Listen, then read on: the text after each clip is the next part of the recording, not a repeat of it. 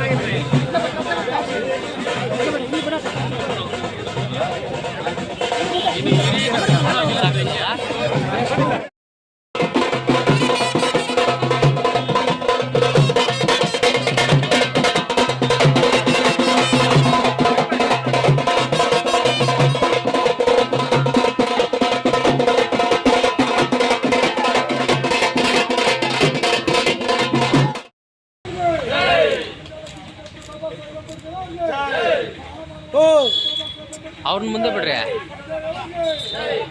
ಅಜಯ್ ಅವ್ರ ಮುಂದೆ ಬೇಡ. ಅಜಯ್ ಸರ್ ಮುಂದೆ ಬನ್ನಿ. ಮುಂದೆ ಅಲ್ಲ ಇಲ್ಲೇ ಅವ್ರ ಮುಂದೆ ಕಾಣಿಸ್ತೈತೆ.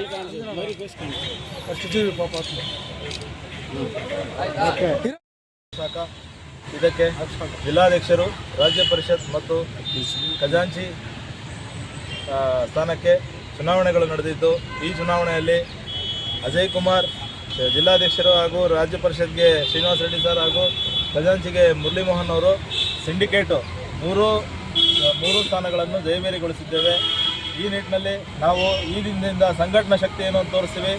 ಈಗಾಗಲೇ ನಾವು ಈ ಹಿಂದೆ ಹೇಳಿದಂತೆ ನಮ್ಮ ಸಂಘದ ಭವನವನ್ನು, ಸುಸಜ್ಜಿತವಾದ ಸಂಘದ ಭವನವನ್ನು ನಿರ್ಮಾಣ ಮಾಡೋ ನಿಟ್ಟಿನಲ್ಲಿ ಈ ಕೂಡಲೇ ಕೆಲಸ ಮಾಡ್ತೇವೆ. ಹಾಗೂ ನೌಕರರ ಸ್ನೇಹಿ ಆಡಳಿತವನ್ನು ಏನು ನಾವು ಮಾತಾಡಬೇಕು ಅಂದ್ಕೊಂಡಿದ್ದೀವಿ, ಎಲ್ಲ ನೌಕರರ ಸ್ನೇಹಿಯಂತೆ ಕೆಲಸ ಮಾಡಬೇಕಂತ ಈ ಮೂಲಕ ಕೆಲಸ ಮಾಡ್ತೇವೆ ಅಂತ ಹೇಳ್ಬಿಟ್ಟು ಈ ಮೂಲಕ ಹೇಳ್ತಾ ಇದ್ದೀವಿ. ಮತ ನೀಡಿದ ಎಲ್ಲ ನಿರ್ದೇಶಕರುಗಳಿಗೆ ಈ ಮೂಲಕ, ತಾಲೂಕು ಅಧ್ಯಕ್ಷರುಗಳಿಗೆ, ಎಲ್ಲ ತಾಲೂಕು ಅಧ್ಯಕ್ಷರುಗಳಿಗೆ ಈ ಮೂಲಕ ಅಭಿನಂದನೆಗಳು ತಿಳಿಸ್ತಾ ಇದ್ದೀವಿ.